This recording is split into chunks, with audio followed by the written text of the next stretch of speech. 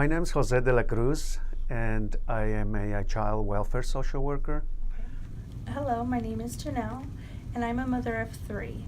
I have a 15-year-old, a 13, and an 8-year-old. By having these child and family team meetings, it gives the Department of Children and Family Services and the families in the community to come together in a room where you are able to look into their story, look into where they come from, bring in their support, and be able to hear what are their immediate needs. In conducting and facilitating child and family team meetings, my role is to prepare myself when a social worker or someone in the department requests a child and family team meeting. We make sure that the team is composed of participants that are providing services to the family, that relatives are there for support, and also the parents are asked to invite whoever they want and whoever they think would be a support for them. I see my role in a child and family team meeting almost as an advocate for myself. I see myself able to sit in a room with all these different people and really have that opportunity to express what my needs are, to have everybody from all these different perspectives listen to me and know my story and let them know where I need help and ask how I'm going to get there. So I really see my role as being an advocate for myself in front of all the help that I could possibly get. Once we are ready to start a child and family team meeting, it is important for me to meet with the caregivers, specifically the parents, before a meeting gets started. So I just want to make sure that they understand that this meeting is more geared towards coming together and find ways to assist them and support them and to come out with a good plan to keep children safe. Well, while we're at a family team meeting, so many things are spoke of. I really like the way that there's a whiteboard and we're able to see it visually and we're able to hear what our concerns are, what is going well, and what needs to be done. Many times I've experienced through these meetings, right then and there on that whiteboard, we're able to have a completed date written right on it. For an example, Janelle, you need to complete a class, totally hypothetically, and it needs to be completed within the next 2 months. I feel that having a really good relationship with my social worker is how it's known to make sure that it's being kept up. She would usually check in, say a couple weeks into it, and say, hey, how are you progressing, Janelle? Have you started the class? How's the class going? And, continue to check into me and see if there's something I need to ensure that I'm able to complete these tasks and just really be on top of me. I really feel that through honest communication and a lot of open communication within myself and the social worker is how we know if these tasks are being completed. We are teaming up with other agencies, other departments in the county that provide services to the families. We often invite agency representatives such as Behavioral Health, Tri-Counties Regional Center.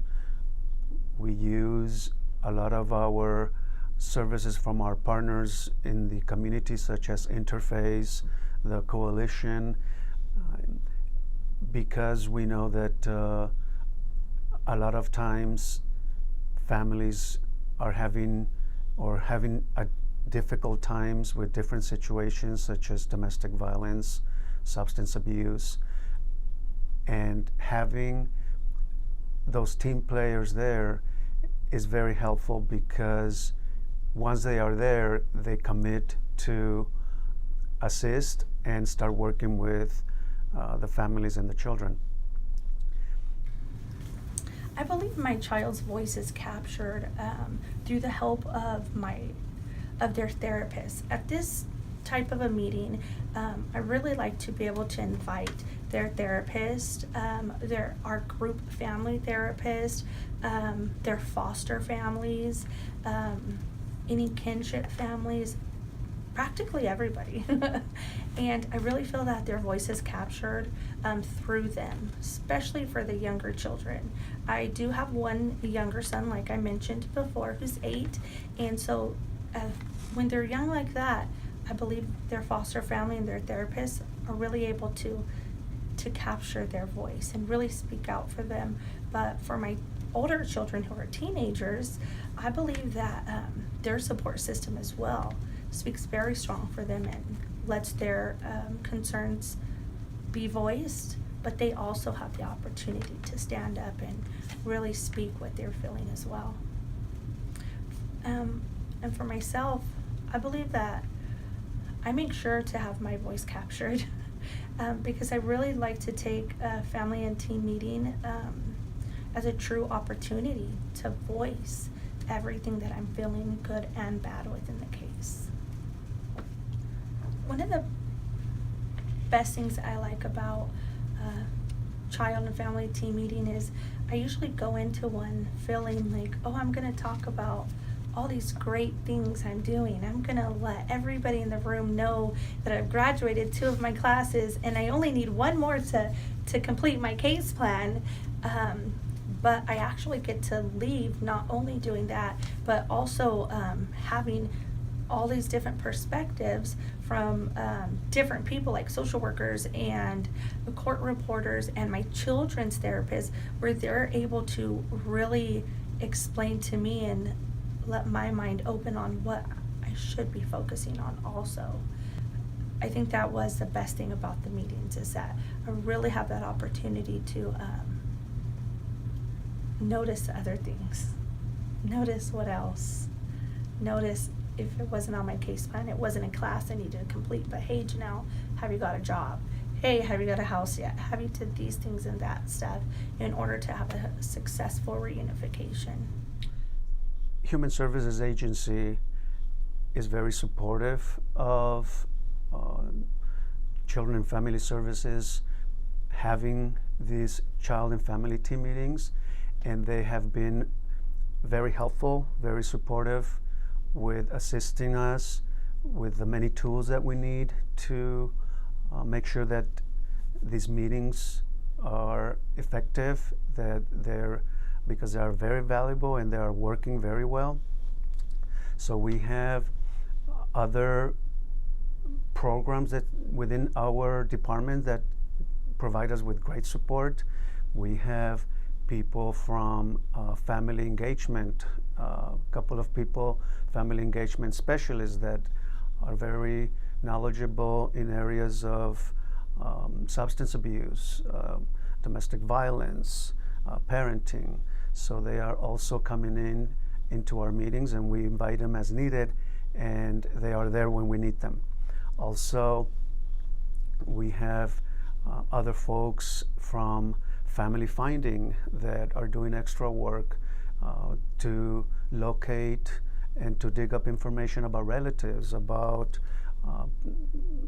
people that maybe the family missed, or children that caregivers or parents are not in the picture, to find out about relatives anywhere in the world and be able to connect them.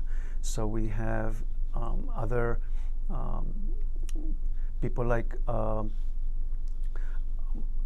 RFA, Resource Family Approval, that they are coming in to our meetings if relatives are having a difficult time or are applying for placement of the children, because they are pushing for making sure that children go to relatives.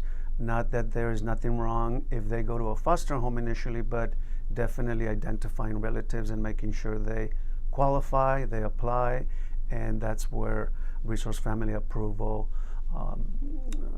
that program is very helpful. We have folks from the department that are also coming in with foster parents to assist them with whatever they need, and making sure that the children and that their parents feel comfortable with caregivers if they are foster parents or relatives, making sure that there's a good connection until they reunify.